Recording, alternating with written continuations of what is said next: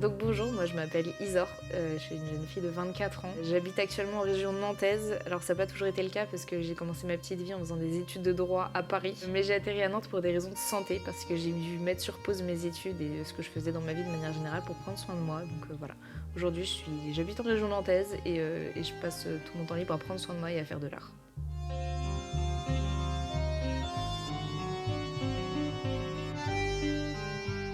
Alors moi j'ai un processus créatif qui est assez intuitif, c'est-à-dire que je réfléchis pas des masses avant de commencer à dessiner ou peindre. Je me suis beaucoup à ce que je ressens et à mes intuitions puisque j'ai le sentiment de peindre à base de mes émotions en fait, c'est-à-dire que je peins ce que je ressens, je peins ce que je vis au plus profond de moi et du coup j'arrive pas à le décider à l'avance. On peut parler de force créatrice qui est un peu qui guide un peu mes mouvements et c'est pas trop dans l'intellect en fait, c'est vraiment dans le moment, dans moi face à mon média et ce que je vais en faire quoi. Qu'au début je vais commencer un tableau avec une petite idée, une petite ligne directrice, un peu une direction artistique dans ma tête. Et je vais commencer à peindre et en fait je sais que dans 2 mois le résultat il sera complètement différent parce que c'est un truc évolutif en fait qui évolue avec moi. Donc ouais c'est ça, un processus créatif je pense intuitif et évolutif dans mes tableaux et dans mes dessins. C'est par exemple si t'as un pic, je vais entrer dans le schématique, si par exemple t'as un pic de colère très fort, si je vais faire un dessin en crayon, tout d'un coup je vais sortir ma colère et ça sera fini. Par contre, si je fais genre un tableau où j'ai de la colère en tête et je veux extérioriser des choses qui sont un peu douloureuses, en fait, au fur et à mesure, je sais pas, sur 2 mois, cette sensation et cette émotion, elle va un peu évoluer, je vais maturer avec et du coup, le rendu correspondra à là où j'en suis une fois qu'il sera fini, mais pas forcément là où j'en étais quand ça a commencé. C'est pour ça que j'aime bien ne pas me fixer de ligne directrice avant de commencer parce que ça la laisse évoluer avec moi, tu vois.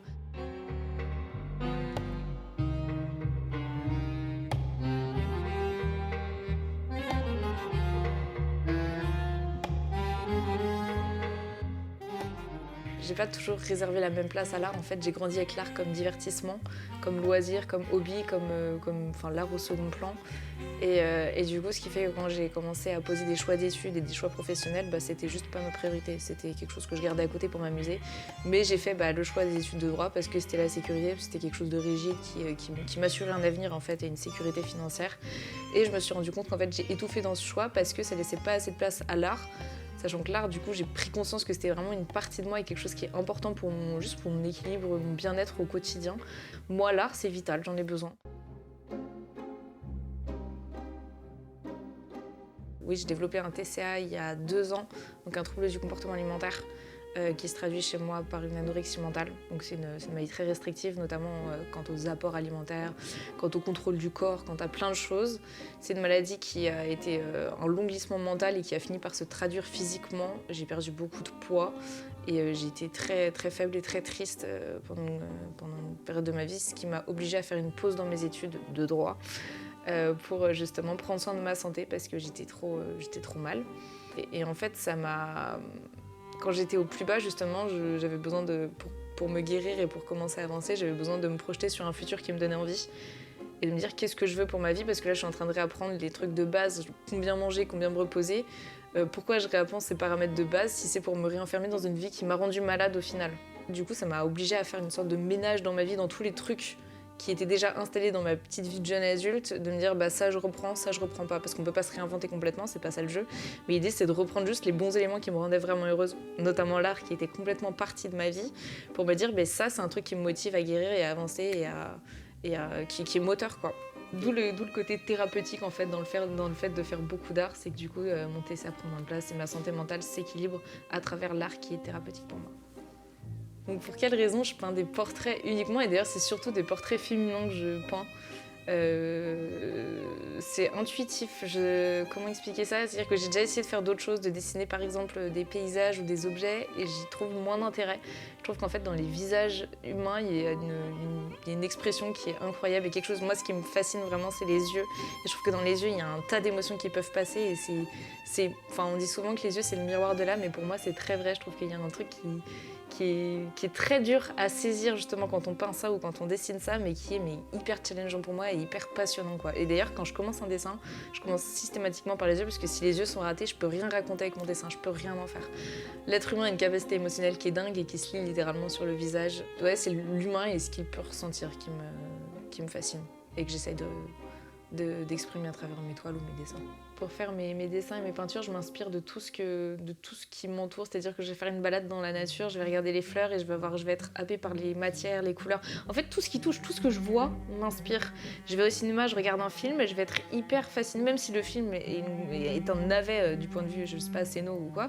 Je vais regarder les costumes, je vais regarder les visages, les expressions. En fait, tout l'environnement qui m'entoure est une banque d'images pour moi et mon cerveau retient certaines nuances de couleurs, certaines mèches de cheveux, certains trucs parce que je suis en observation constante et du coup c'est un peu fatigant d'ailleurs parce que mes yeux scrutent tout le temps mon environnement.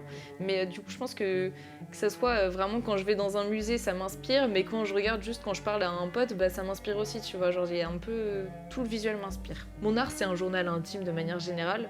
Vu que je peins avec le cœur et avec ce que je ressens, je recherche pas à me confronter au regard extérieur parce que je m'en fous un peu de ce que les autres pensent de ce que je fais. Parce que je le fais pour moi en fait.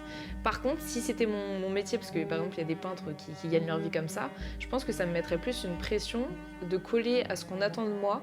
Et du coup ça briderait d'une certaine manière ma liberté parce qu'on attend de moi un certain rendu ou un certain travail et il y a un aspect financier qui va en découler. En fait je trouve que l'aspect financier peut biaiser un peu la création artistique.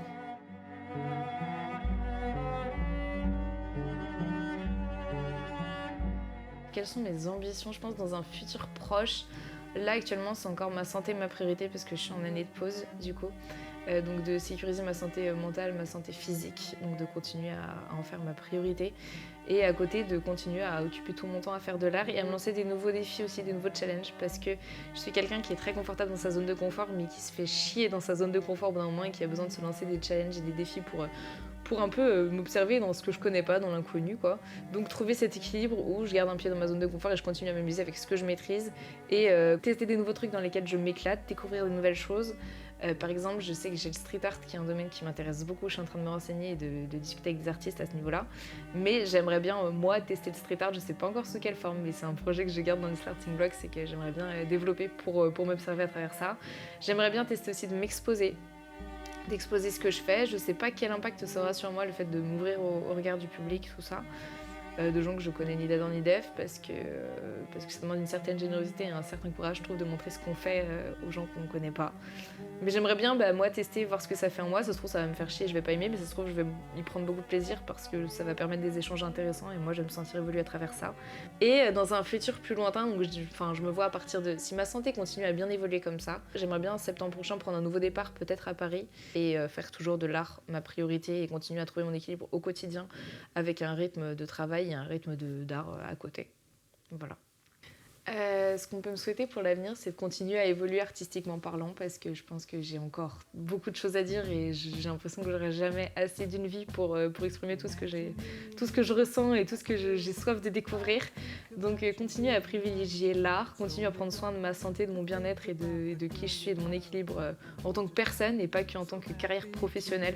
Continuer en fait ce curseur que j'ai enfin ajusté, le garder bien ajusté toute ma vie et faire toujours de moi ma priorité pour continuer à être une personne qui se sent bien dans sa peau, dans son corps, dans sa tête, dans son cœur et assurer la sécurité et le temps pour les autres à côté, mais enfin vraiment refaire passer l'art en premier et moi en premier.